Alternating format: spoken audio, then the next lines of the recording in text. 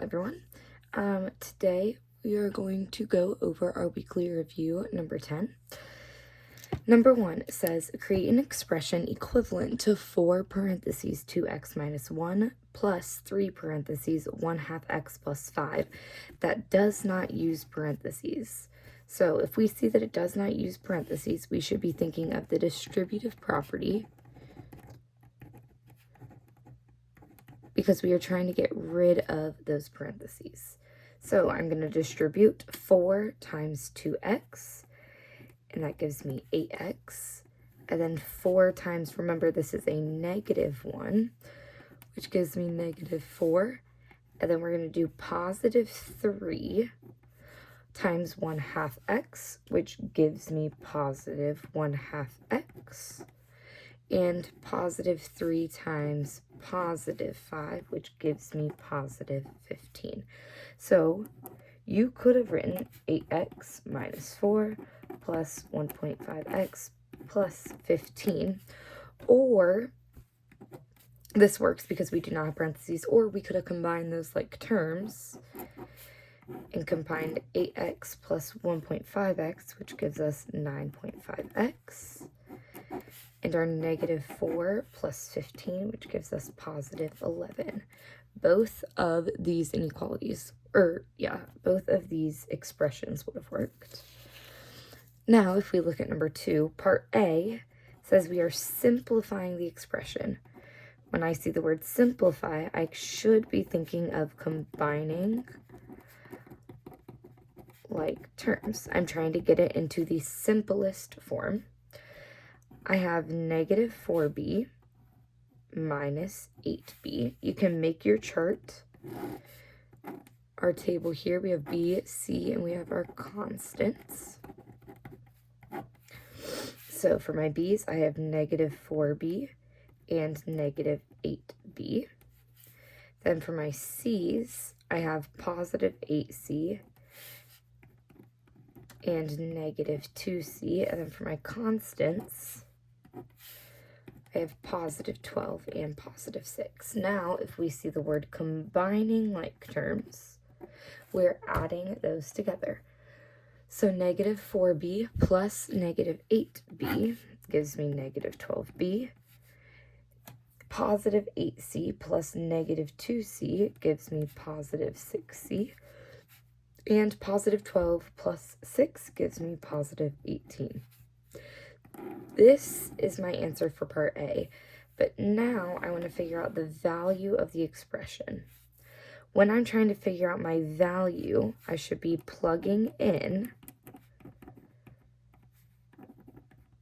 my numbers or my values. So I'm going to use my expression, negative 12b plus 6c plus 18, and I'm going to plug in my values of b and c.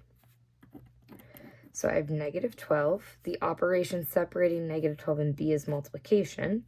So I'm going to do negative 12 times 2 plus 6 times my value of c, which is negative 3, plus 18. Then I can just put this entire thing in my calculator, but if you don't have a calculator, you can do the multiplication. And negative 12 times 2 is negative 24. Plus 6 times negative 3 is negative 18 plus 18. I should see that these are opposites of each other. I have negative 18 and I have positive 18. We know based off the additive inverse that these are going to be equal to each other. Equal to 0. So negative 18 plus 18 is 0, and I'm left with negative 24. I can also put it in my calculator. Negative 24 plus negative 18 plus 18 is going to give me negative 24. Now, questions number 3, 4, and 5 are all about percents.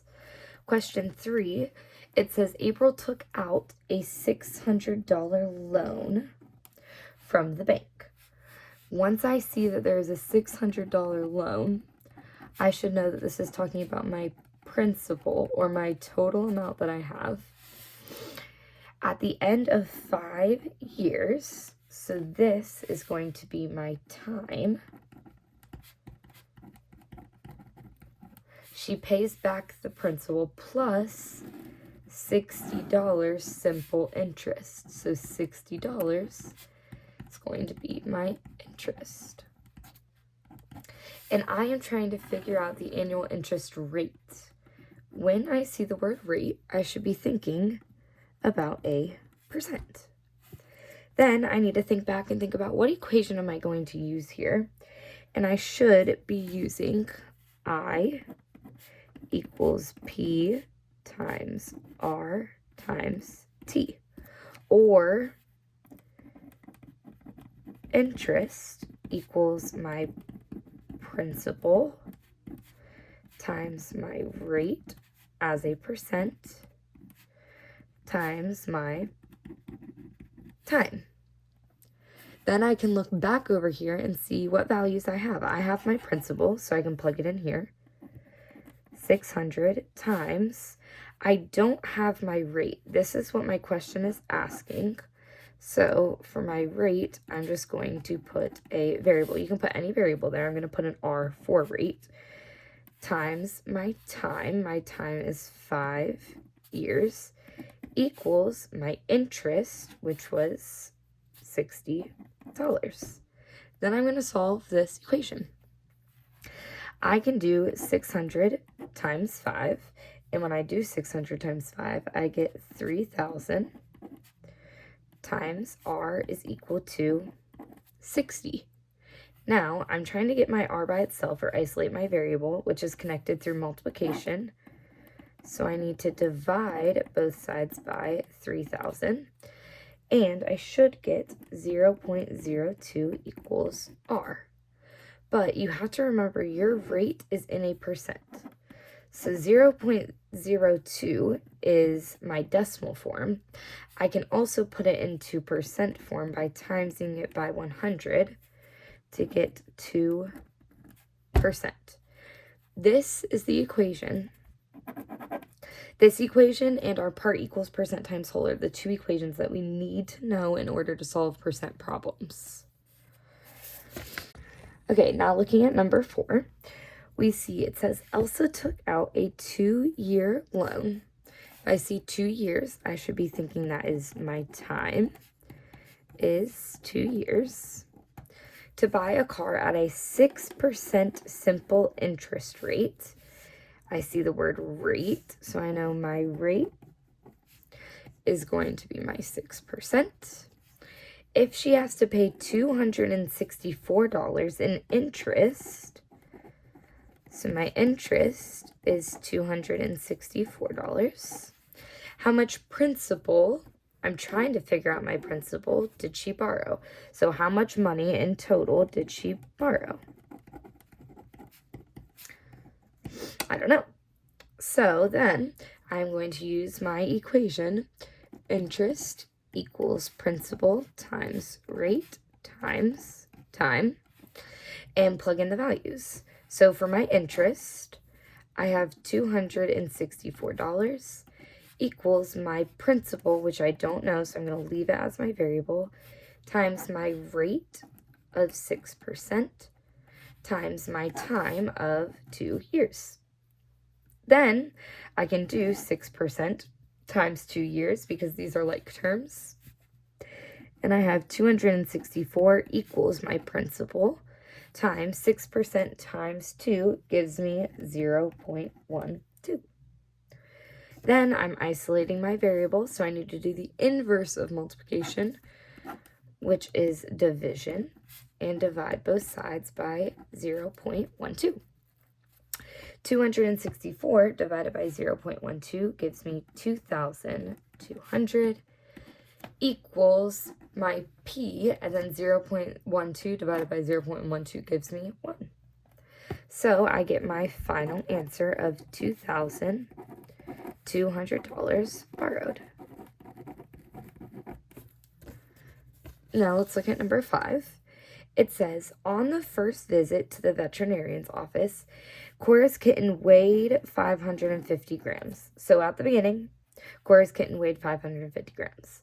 On the second visit, the kitten had gained, if I see the word gain, I should be thinking addition, gained 350 grams. And on the third visit, the kitten had gained another 300 grams. What is the percent increase since the first visit with the kitten, weight rounded to the nearest percent? So I should be looking for my percent increase.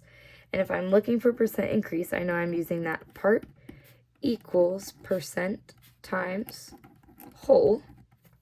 And I also should know my part I'm looking for is going to be my increase.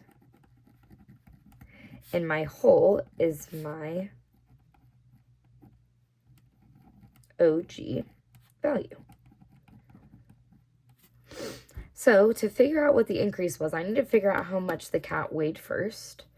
So the cat weighed 550 on the first visit, gained, so I'm adding 350, and then gained another 300. So the cat on the final visit weighed 1,200. So I need to figure out the increase from 1,200 to 550. So I can take my 1,200 and subtract 550 from it, and I would get 650. So my part, my increase, is 650 equals my percent, which I don't know, times my whole, or my OG value, which is 550, what the cat started out with. I want to isolate my variable, so I need to do the opposite of multiplication, which is division, and divide both sides by 550. 650 divided by 550 gives me 1.18 equals P, and then 550 divided by 550 is 1. Now it's asking for my cat's weight in percent. This is decimal form. To get it to percent form, I need to multiply by 100. And 1.18 times 100 is 118% increase. Let me or Miss Banky know if you have any questions on this. Hopefully this refresher of percents was helpful and we remember our two equations that we always use. Have a great rest of your day.